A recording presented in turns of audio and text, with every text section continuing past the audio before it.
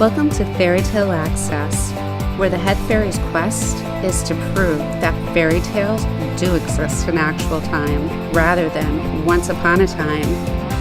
Together, we will unravel the heroes, young and old, who turn dreams into reality.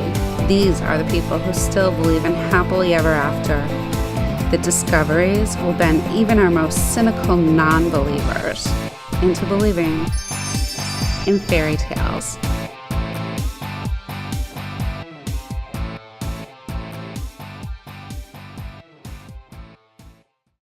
Hi, welcome to Fairytale Access. Today, our guest is Justus Conant from the Blue Collar Pirates, an alternative rock band with a great story, and we can't wait to share it with you. Hi, thank you for joining us, Justus. Oh, thank you for the wonderful invitation. Oh, my pleasure. So tell us a little bit about the Blue Collar Pirates. Well, we're an original group. We started writing in 2015 and then had enough material to jump in the spring of 2016 on our first album, Going Coastal. And we motored right through the first album, which is called Going Coastal, and we were able to release it in July of 2016. So it really took off for us. We charted that summer number 72 on iTunes alternative music, so it was big inspiration for us to keep going. So we went right back in September of 2017 to work on Snake Handlers and Gypsies, which I dug in and I found some new routes and places to go with writing and lyrical stuff. And I had a co-lyricist, Donna Honer, that worked on both albums with me and attributed her lyrics to quite a few songs. And we released that in February of 2017. So that really inspired us to get going on Out of the Darkness, which we recorded spring of 2017 into August of 2017.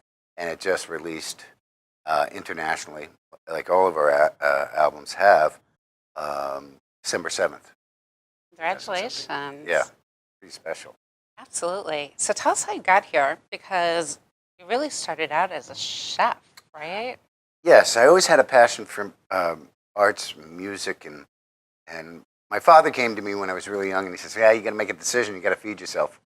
So, when I was 13, 14, I was in the kitchen all the time, and it just became second nature. I fished, I hunted, I collected, I worked in gardens, and food just became a huge part of my lifestyle. I took over my mom's kitchen when I was 14. She was a principal and a professional and had 6 kids in the house, and I had it with tuna noodle casserole. So I got very exploratory with food. And having all sorts of international people in the house, it was very helpful. Yeah, change your diet, change this or try that.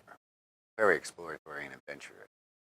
Absolutely. So it took you on to college, and where did you go to school? I went to French language school at the University of Dijon, and then I had a good footing and hold in Dijon as far as music with the local musicians and friends, that I was able to move to Paris, start at La Varenne after about a year and a half of French culture, where it was perfect. Paris in the 80s was fantastic. There were all sorts of street musicians. The food was everywhere. International marketplaces. My studies allowed me not to work in the restaurants, but to be an apprentice. So I was able to apprentice in some very, very nice, elaborate restaurants. Work in the countryside also at some nice chateaus. Oh, that must have been amazing. It was really incredible, because I would just work as diligently as I could to be able to get out of Paris, because Paris is beautiful, but it's expensive. And it's not really the French culture that I wanted to experience. I love the countryside. I love country cooking. I love the grandmother's dishes and uh, the things that came out of the bakeries, so I really always liked the paysan, preferred it, the wild rabbits and things. Wow, that's really cool. Wild rabbits. Yeah, So cute, though. they are. Oh. All right, and then what brought you to Martha's Vineyard as a sea captain? Well, it's funny because I came back from France, in Paris, where I'd been a street musician and working hard, being a student, and came back to Northampton, Massachusetts, and got involved with uh, Spoleto, which is a fantastic Italian restaurant, and my love of fish, and it was home for me, and the music scene was really great there in the 80s. And a bunch of us just started to migrate out of town to Martha's Vineyard because they needed cooks and chefs and people in the service industry there every summer. So I moved down there with a station wagon and a couple of fishing poles and a guitar, and got a job at the Oyster Bar in Oak Bluffs in those days, and just started meeting local people, learning how to fish the ocean, learning how to read the water, and collecting all that knowledge from a lot of the people that are gone now, but watching them, seeing their techniques, and learning how to to bring that stuff home, and we served it in the restaurant.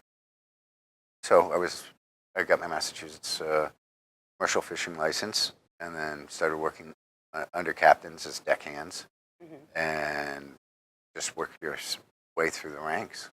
Studied for the exams, and the exams for your 100-ton captain's license are pretty extensive. They just don't. Oh, absolutely. Can't even imagine. It's incredible, and you have to have your sea time in too of 3 years. You have to have 3 years of sea time in before Yes. you can get it. Well, that makes people comforted. Oh yeah. At least they know you're going to get them where they need to go. Well, I find it really rewarding when you harvest a fish and and you can take it home and you can just prepare it and you can make this wonderful dish and make you see all the smiles on people's faces. American cuisine has come leaps and bounds to what it was 30 years ago. Really made some incredible. Yeah, but I thought it was important for our viewers to know a little bit about your background because I think it really influences your music because your music's about everyday people, things that are going on right now. They're unraveling in real time. So how did you get a whole group that could be passionate about that? Well, the interesting thing is you start watching people and you start listening. And that's the beginning for any great relationship between producer and co-lyricist and other musicians, is you start with this little concept, this little bud, like a pea, as a pea pops out of the ground in the spring, and then you watch it grow, and it starts to grow inside you. Sometimes it's rapid growth. A song or an idea can come really quickly, and then it grows into this wonderful thing. And I've always, in production with my producer Robert Sherwood, we've always opened up to a complete blank canvas, as if you were a painter. And when we're composing and working together, the project doesn't get the kibosh of anything. You want to paint a certain phrase into this lyrical line, absolutely. With organization of piano parts, of bass parts, you just keep that window of opportunity wide open so that you can paint the picture, and it's very, very productive. Very easygoing. Tell us about some of the music in your new release. In our new release, of course, all of our music is based on real human beings and the strife of human beings worldwide. The new album, we started out with Blood and Stone was our first single release for the preempted. And that's about the opioid crisis in this country, which is pretty day in, day out. We see this. It's out of control. And trying to curb it and bring it to attention. And, you know, everybody needs a hand out of this. You just have to do something different. So that's with Blood and Stone. And then we're working on this album and developing the concept of it. And interesting that you said so much about that specific case. The next release became When Lilacs Bloom. And Lilacs Bloom is basically at that next step that people have to take into recovery. And when you listen to it, I really had a passion as a kid listening to Glenn Campbell and Johnny Cash, and Kris Kristofferson had a huge influence on this song. The way this country and those gentlemen had their problems. They certainly had to go to rehab at certain times in their life, and just feeling that emotion that they went through, and bringing it out was really, really strong for me. To follow that footpath and say, okay, take a step back and try to look through their situation, their eyes, or walk in their shoes. So as the album developed, through the course of it, right in the middle of it, we had a tornado in Conway, which was devastating for 30 households in many different ways, whether it was agriculturally, whether it was structurally, whether it was a loss of outbuildings. So right in the middle of this, we have this tornado, so I decided instead of having a record release party, we'd have a benefit. And being a chef, I cooked for 2.5 days. It went viral on the internet, and I'm fairly well known in the small town that we were in. So we had about 150 people show up. And so now the album takes a different turn. In fact, the title song, Out of the Darkness, is about my producer and I driving around on the roads that night, because he had a gig that he had to go to, and I had to get back into town, and that's when the tornado hit. So we were both out driving around. So as soon as we got back in the studio, the whole album concept changed, which with an open canvas, you can do that. Absolutely. But it still goes together. You know, the drug addiction, it is a spiral. It's like a tornado that just encompasses you. You know, and it's getting out of it in one piece. Yeah, absolutely. I mean, and leaving things behind sometimes. Sure, leaving the bad, aside, pushing it aside, getting out of those habits, whatever they may be, changing your surroundings, changing your activities, even changing your diet's huge. I insist on that with people. I say, if you change your diet, you're going to feel so much. That help a lot. Yeah. So tell us a little bit about Snake Handlers and Gypsies, because that definitely sounds like blue collar pilots. Snake Handlers and Gypsies. On the cover is Robert Delafer, a dear friend of mine who's a great musician, who's deceased now 10 years, and Django Reinhardt, who in the 1930s and 40s was an incredible guitarist and was a jazz musician, and he had only 2 fingers to play chords with. And he's always been an inspiration for me, because I'd always say, oh, this is a tough chord to play, and then I go, Django played it. You can play this chord. So he's always been an inspiration. Plus the swing, the sound, the melodies that he came up with are just incredible. And Snake Handlers and Gypsies, right off the bat, the cover song was coming out with this inspiration of watching how gypsies and our Native American people have all been displaced and moved on. And this is worldwide, all over, displacement of people.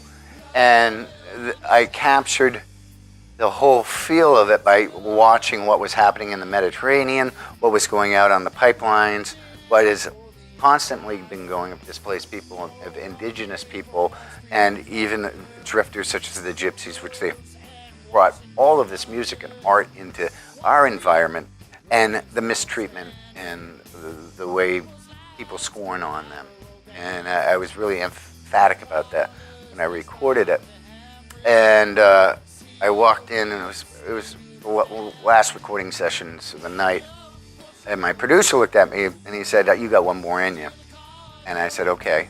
So we laid down the title track for this album, and it was really hot, and we just got through it, and we captured that sound and that feeling and that emotion of displaced people moving along, seeing what was going on in the Mediterranean, and is still going on, and seeing what's going on the Mexican border. It all drew it in to really kick off Snake Handlers and Gypsies theme for an album. Great, and going backwards to Going Coastal. Going Coastal is a tribute to a dear friend, two dear friends of mine that passed away recently, and actually three.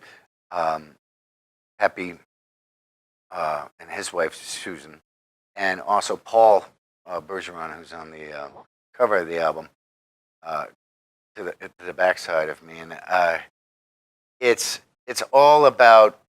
I held a lot of grief, and you can feel it in the songs, and you got to get through that emotion somehow. So I was feverishly writing, and I was trying to come up with a concept of the first album, and I'd been writing and writing and writing and working, and Robert Sherwood, my producer, looked at a photo and he says, well, who are all these guys? And I said, well, we're just a bunch of blue-collar pirates. And then, he got going on the concept of it, and he's like, these songs mean so much to you. Let's do it as sort of a tribute album to all these individuals, because every little part of every song, there's part of that individual in that song somehow, and many other individuals too. So incorporating those people that have passed, it became a good album. Sounds like you have a great producer that really brings everything in into focus for you. He does. He's a fantastic mentor for me.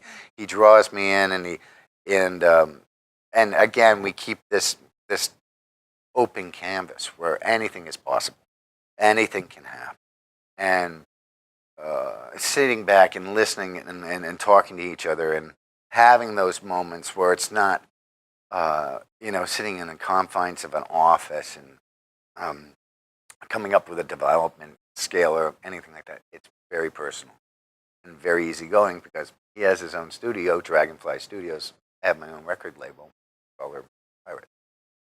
So it cuts out a lot of. What makes it easier about having your own record label?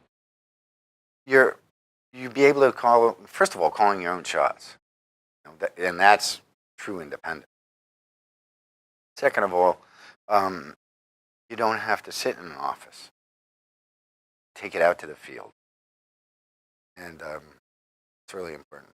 Sorry. No, that's okay. But you can develop your own destiny. You don't have to answer to a corporate office. You don't have to, tote somebody else's line.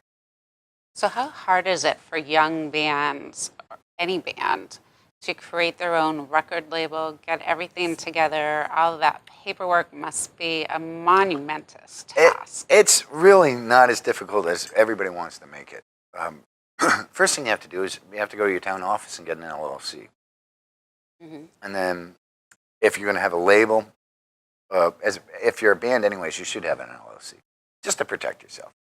So you have to make sure that in the wording that you are a record label, you are the sole musician, you're the sole copyright and the LLC on it. And you can go to any town hall and do that and get it embossed. You'll have to take your money in with you too. And then, lay it right out there and do it. And start with that. And it takes you 10 minutes in the town hall to do it. That's easy enough. So once you have that little ball of fire going, here it is. Here's your baby. Start hatching the egg, or plant that pea and watch the vine grow. Do whatever it takes to do that, because that's your dream. That's your vision. And if you stick to your vision and you're honest to yourself and you're not worried about the hard work, because it's all hard work, then you've got it. You've got it made. You've got the first big step. And then it's just coming up with the sound that you're going to keep. And yeah. Because all of these make you feel something. All of your songs make you feel something about what's going on in the world today, and it gives you a chance to reflect, a chance to think about, how you're going to act in that same type of situation in a lot of the songs. Yeah, you dig in and you find what that, whether it be sorrow or grief or jubilation, you find that and you develop that. It becomes part of your crescendo, part of your delivery. And when you're recording and you're working on a sound and you stumble, you get up on your tippy toes and you say, "I can hit that note." You've got one better than you, and you carry on quite well. What advice would you give young people that are getting into the business? Do it for themselves. Become their own masters.